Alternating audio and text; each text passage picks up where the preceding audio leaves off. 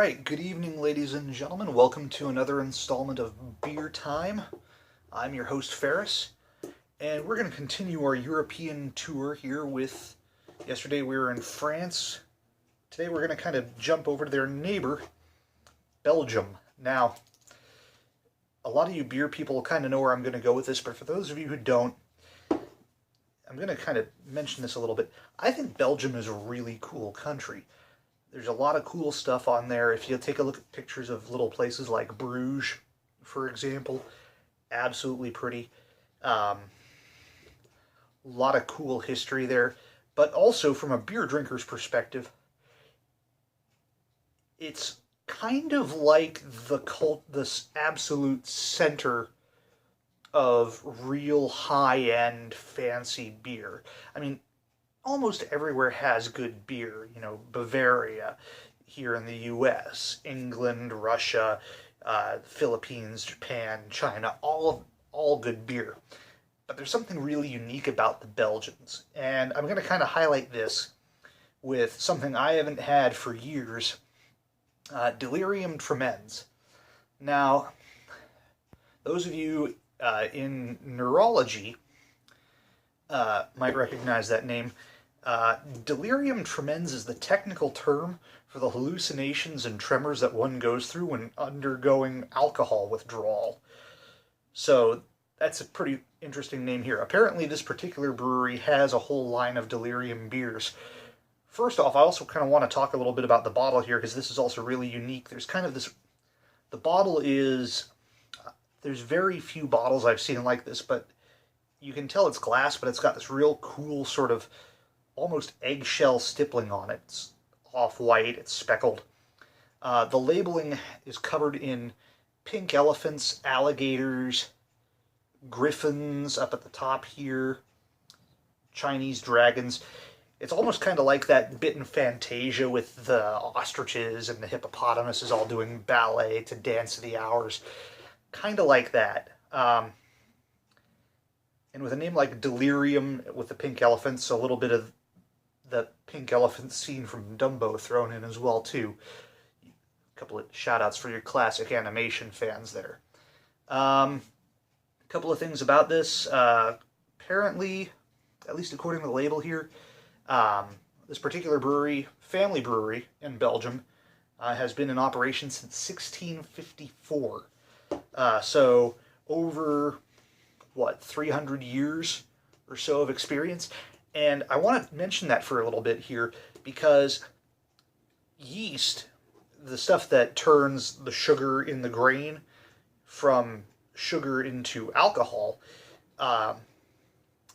is interesting in the sense that you can get strains of yeast that develop their own character over time. And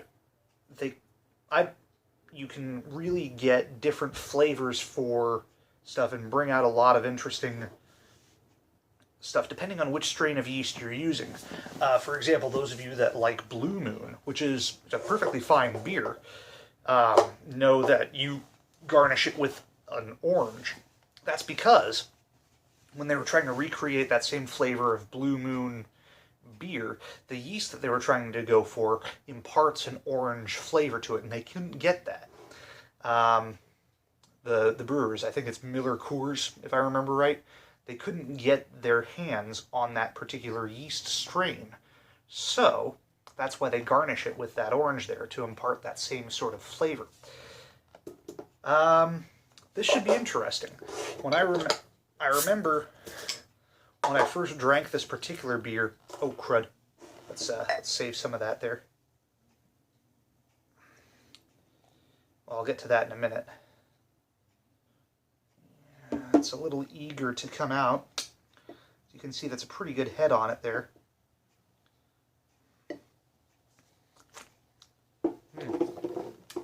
Okay, that is excellent. I'll get a little bit more on that there. Just a couple of bits there. Simple beer drinkers tip here, by the way. Let's say if you goof up like yours truly just did and you get a massive head on beer that you want to dissipate, rub your nose.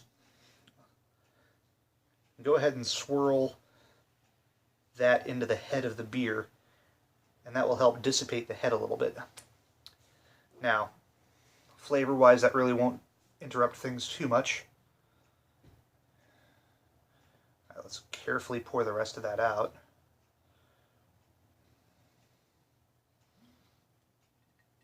This is a, how much is this? 11.2 fluid ounces here, so kind of a small bottle.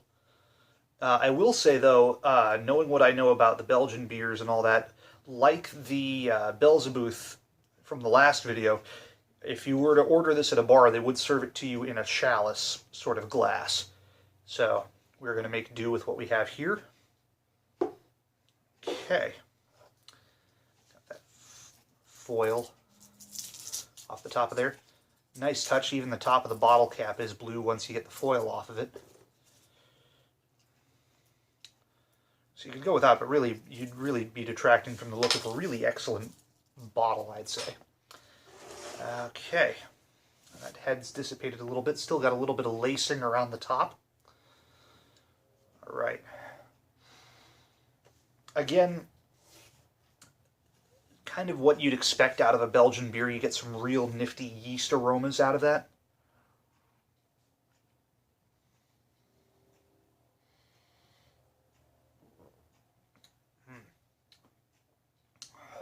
Oh boy. There's a lot going on in there. In fact, even more so than the Belzebuth.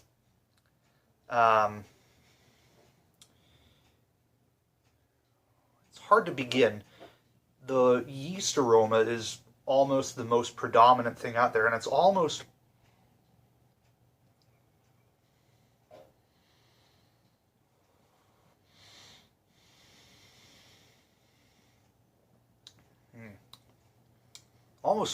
very floral, almost flowery. If you remember, you get the scent of, like, not quite roses, daisies. It's like a absolute field of wildflowers almost. That yeast flavor to it. It's got a real good maltiness to it. And that persists. It is absolutely excellent. Now, let's get into a little bit for what you would do for this here. Occasions that you drink this with. Definitely any sort of the beer drinker in your life would appreciate this, especially if you like, you know, a yeasty beer with a good malt backbone. Food pairings. This would go well with almost any white meat or fish, actually. Even a good even a good salad, or a Cobb salad, for example. This is, I think the ABV on this is, 8.5%. So that is gonna sneak up on you if you have it too fast. I wouldn't describe it as sessionable. You know, you could, if you wanted to, have this after doing yard work for an afternoon, but really it's almost too malty for that. I mean, it's not a very heavy tasting beer, but it does have a pretty good specific gravity to it. So yeah, one of those, you wouldn't want to have it right after doing yard work or any sort of heavy lifting. Not as a session beer. I'll do a few of those later on. What would be a good session beer? But definitely a, even then if you wanted to be kind of snooty, like, oh, look at what I have. I bet you haven't had this before. You know, get all your friends at the country club on it. Which actually brings me to another point, price. This ran me about $5 at Bevmo. Actually, no, sorry, $6. $6 and change. Worth it? I'd say so. But, this is the but, kind of gets into what you're looking for in a beer. If you want something that You can really kind of show off, or as a one-off, or if you're just adding to a collection, yeah, go for it. Even if you want to go and, well, to borrow the phrase, to see the elephant, to see what a Belgian beer can really do, again, definitely worth it. Add it to your bucket list of beers to drink. I don't know how easy you can get this outside of Belgium or Europe. Like, if you could get cases of this, for like the equivalent of what you could get for a case of, I don't know, Sam Adams, for example. I don't think you can, because this strikes me as a very special occasion beer, which the price point seems to do it at. Almost really, you do want to, for what you talk about for beers in this case, this is almost like I'll put it in music terms, okay? If you wanted to say, what different beers, Budweiser, you've got your regular country, soft rock sort of thing. This is chamber music in beer form, almost. It is refined, it's kind of light on the palate, but there's a lot of stuff to it. Really, almost if it were a piece of music, this would be Bach's unaccompanied cello suite. There's a lot going on. It's absolutely beautiful.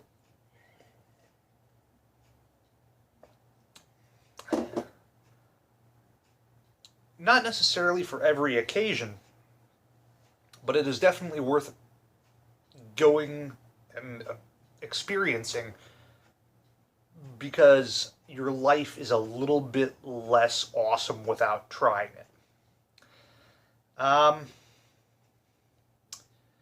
If anyone's watching from Belgium or from the Delerium family brewers here, all you guys that do that, again, hats off. Excellent beer. Just as good as I remembered it. That was from, God, years ago. Almost 15 years ago. No, not that much. I would have been a sophomore in high school. I couldn't afford that sort of stuff. 10 years ago, give or take. Really good. Just to kind of recap for those of you who got lost on my ramblings there, highlight is basically, it is almost your kind of golden ale to it. Decent specific gravity, not really sessionable, but still kind of light and bright on the palate. Predominantly yeasty notes, very floral, with a good malt backbone. Not very bitter. Not bitter at all, really.